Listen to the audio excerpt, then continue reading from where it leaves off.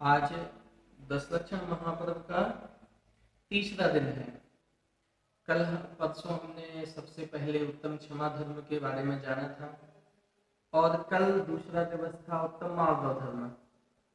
कल हमने आपको प्रायः बताया था कि कसाय जो होती है ना, वो जो जीव को दुख देती हैं उसे कसाय कहते हैं, और जीव जो दुखी होता है वह इन कसायों की वजह से ही दुखी होता है। और एक कसाय हमने आपको बताई थी कि 4 प्रकार की होती हैं: क्रोध, मान, माया और लोभ। जिसमें हमने पहले दिन आपको बता दिया कि क्रोध कसाय के अभाव पूर्वक उत्तम क्षमा धर्म प्रकट होता है। दूसरे दिन हमने आपको बताया था कि मान कसाय के अभाव पूर्वक उत्तम माधव धर्म प्रकट होता है। तो आज उसी क्रम में अपना उत्तम आर्जव धर्म का दिन है। तो भैया उत्तम आर्य धर्म कहते किसे हैं? उत्तम आर्जव धर्म माया कसाय के अभाव पूर्वक जो धर्म प्रकट होता है उसे उत्तम आर्जव धर्म कहते हैं। ये कौन सी कसाई के अभाव में होता है? ये जो आर्जव धर्म जो प्रकट होता है, ये जैसे हमने आपको पहले बताया था ना कि उत्तम क्षमा धर्म जो होता है वह क्रोध कसाय के अभाव पूर्वक प्रकट होता है।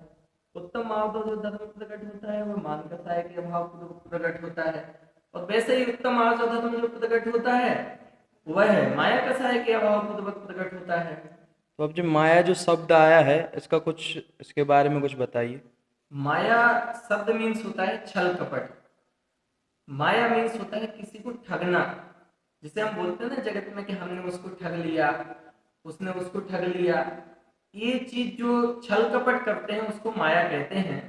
ये माया के कारण जीव हमेशा दुखी रहता है। यह जीव कभी सुखी नहीं रह सकता है, क्योंकि जो छल प्रपंच करेगा तो उसका मन शांत नहीं रह सकता है। उसके मन में कुछ होगा, उसके वचन में कुछ होगा और उसके काय में कुछ होगा।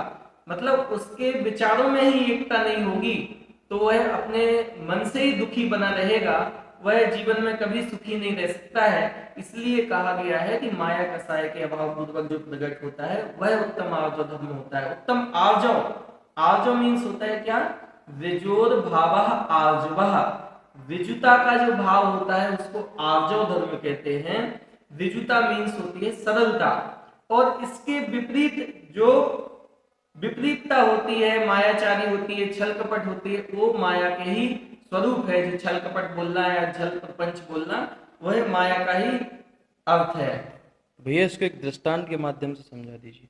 जैसे एक हम आपको कहानी के माध्यम से बताना चाहते हैं। एक बार की बात है, एक राजा था और उसके कोई भी संतान नहीं थी, और वह एक समय बीमार होने लगा। और बीमार होने के पश्चात उसको एक चिंता सताने लगी कि इस राज्य का उत्तराधिकारी मैं किसे बनाऊंगा।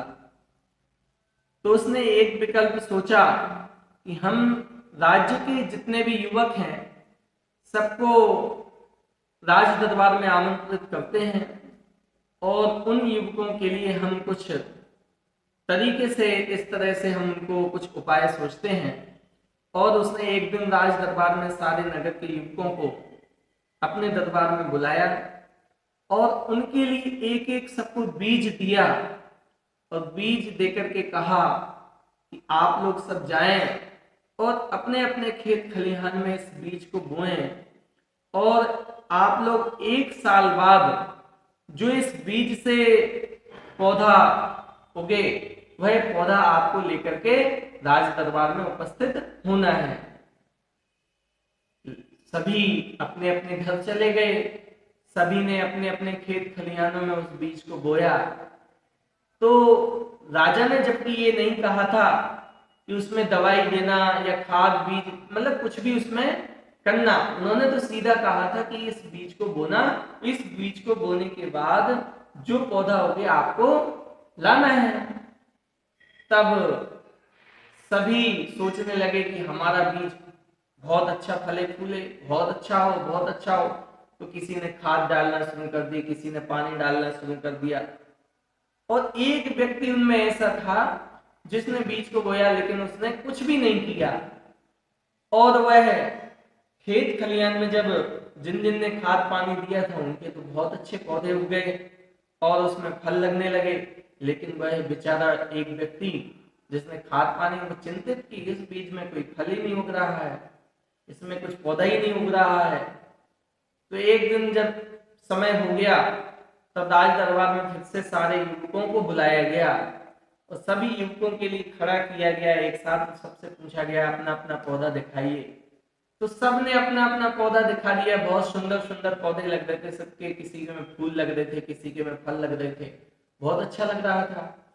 लेकिन एक युवक था और उस युवक के जब राजा ने पूछा कि आपके पौधा नहीं होगा, तो उसने कहा नहीं राजन, हमने तो बीज बोया था लेकिन हमारे पौधे ही नहीं लगा। इस तरह से कहानी सब राजा सबकी बेईमानी समझ जाते हैं कि इन लोगों ने इस बीज के साथ छल कपट किया है, बेईमानी की है, लेकिन यह युवक ईमानदार है जिसका कोई भी पौधा नहीं उगा है। तब राजा ने फिर उस व्यक्ति के लिए राज्य का उत्तराधिकारी बना दिया और उन व्यक्तियों के लिए सबको घर वापस भेज दिया।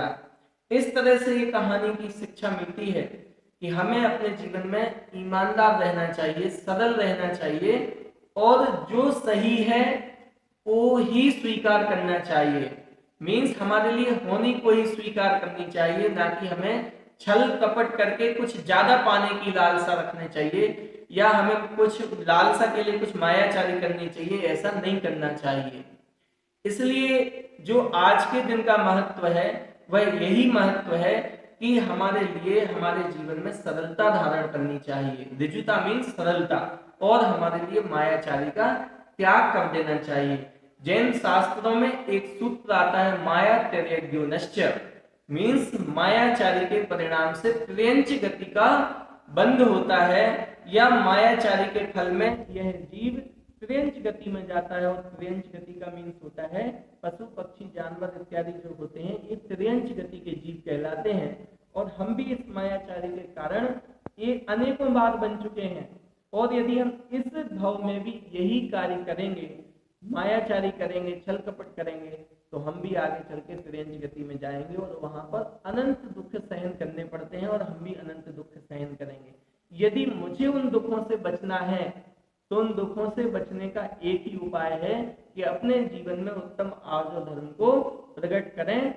इसी तरह से आज हम सभी उत्तम आर्य धर्म को समझ करके अपने जीवन में भी उत्तम आर्य धर्म अर्थात लोक व्यवहार में भी अपने जीवन में सरलता धारण करें, ताकि हमारे मन वचन काय की एकाग्रता बढ़े और हमारे मन वचन काय की विशुद्धि बढ़े।